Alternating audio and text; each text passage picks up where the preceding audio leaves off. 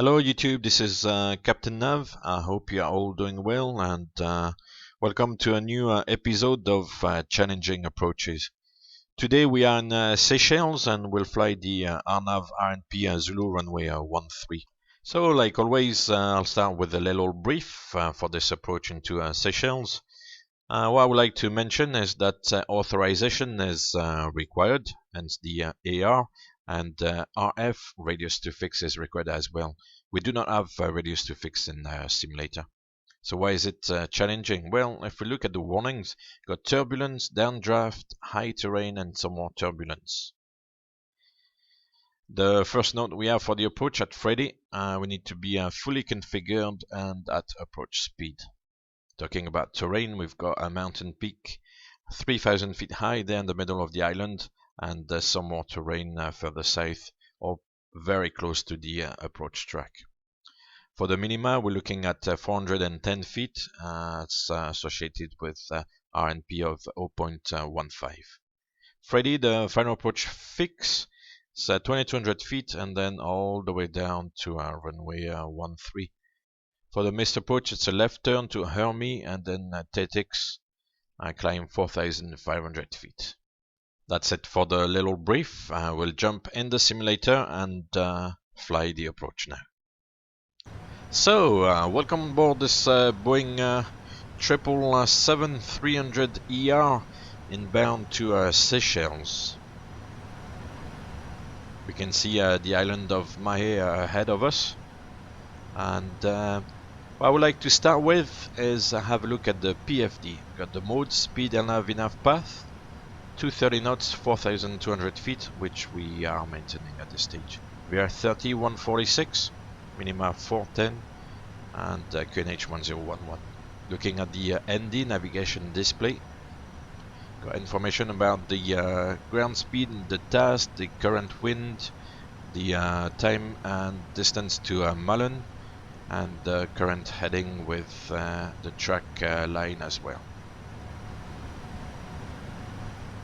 Then we have the airport displayed, terrain, TCAS, TFC, and also the two VOR displays left and right, which are auto-tuned at this stage. Let's move on to the FS panel. The selection there pretty much reflects what's on the ND. We have a range of 20 miles. We are using map mode.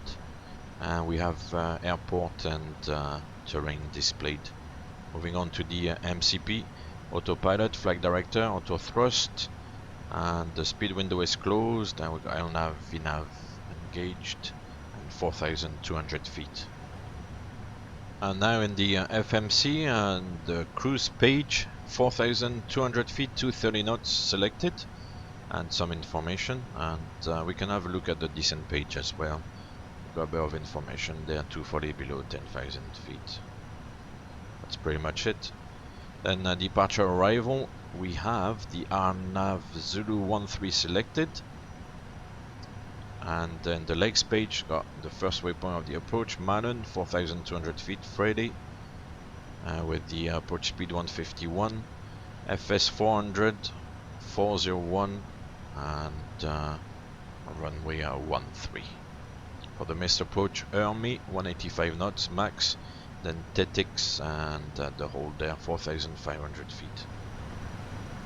If we want to cycle through the waypoints, as one of the viewers requested recently, well, the way to do it is to go to the FS panel, switch to plan mode.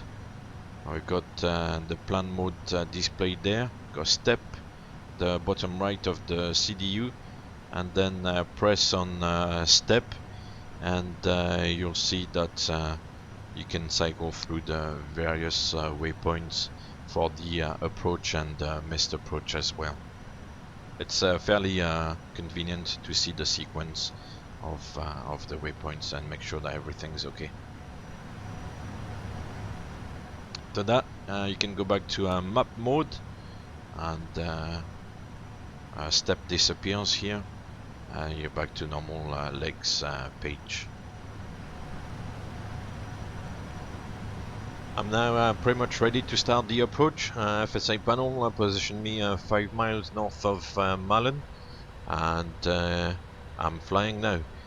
So as I said, the first thing I'm gonna do is start slowing down. So I open the speed window and set the up speed. And as we are getting close to Malin, I'll set in the altitude window 2,200 feet, which is the cruising altitude at Freddy, the final approach fix.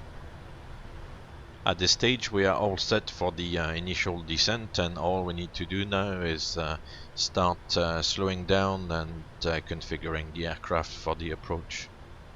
So we are still maintaining up speed at this stage, but we'll soon start using some flaps. So flaps 1 now, match the speed, 206 knots.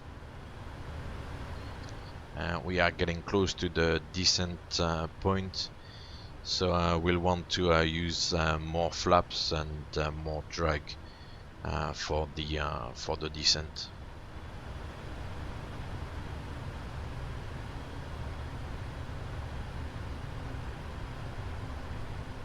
So we are starting descending now. We'll go for some more flaps. Flaps 5, match the speed, 186 knots. And now we have started the initial descent. If we look at the airspeed tape, the bottom of the amber band is basically the flap limit speed for the next stages of flaps.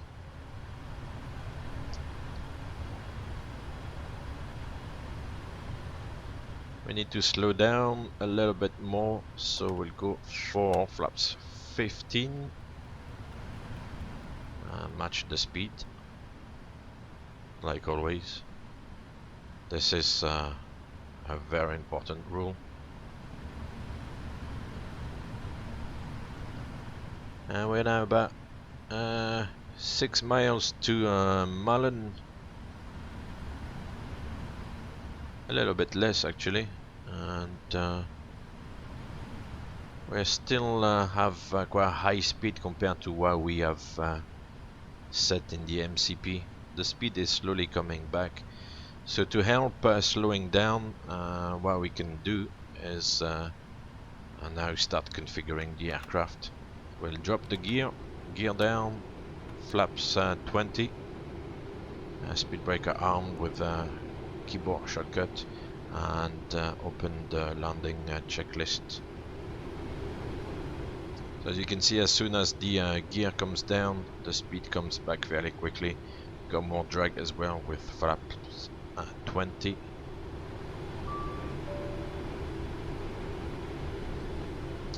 And now we are about 170 knots, so we can use flap 30. Set the minima for 10 now as we get close to Freddy, and we can see that we're gonna make the 2200 feet restriction no problem. And now we can start reducing the speed to our final approach speed via 30 plus 5, which is 151, and the landing checklist is complete. So 151 correcting there. Trying to do too many things at once. 2500. And we are at Freddy at the approach speed, which is good. So as you can see on the terrain display, now we've got some amber, and that's the mountain top at 3,000 feet approximately. So that's obviously fairly challenging.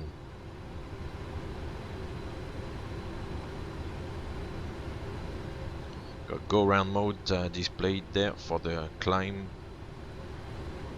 and the thrust mode. And at this stage we are below 300 feet from our missed approach altitude, so we'll reset the missed approach altitude 4,500 feet. you can see we are still in VNAV path. So the approach logic of the FMC has kicked in, and the descent continues as planned.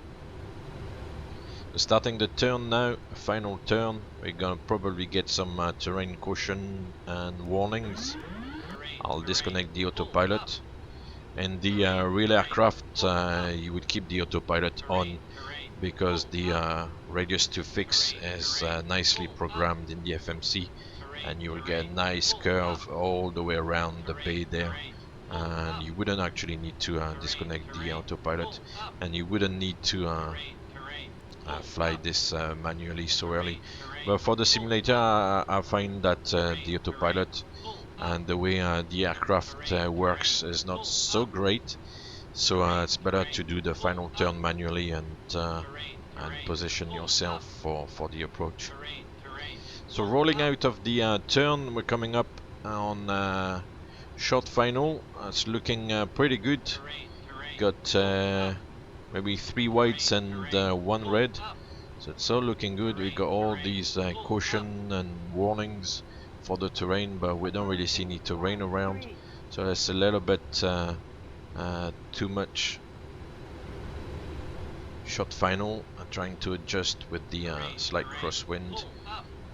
Stay on the center line. We've got 3 whites, 1 red. The puppy is a little bit before the threshold, so it doesn't give us a proper indication. But visually, the approach looks good there. Got a good rate of descent. If you look at the altitude deviation indicator on the right hand side of the ND, we're pretty much on the profile there.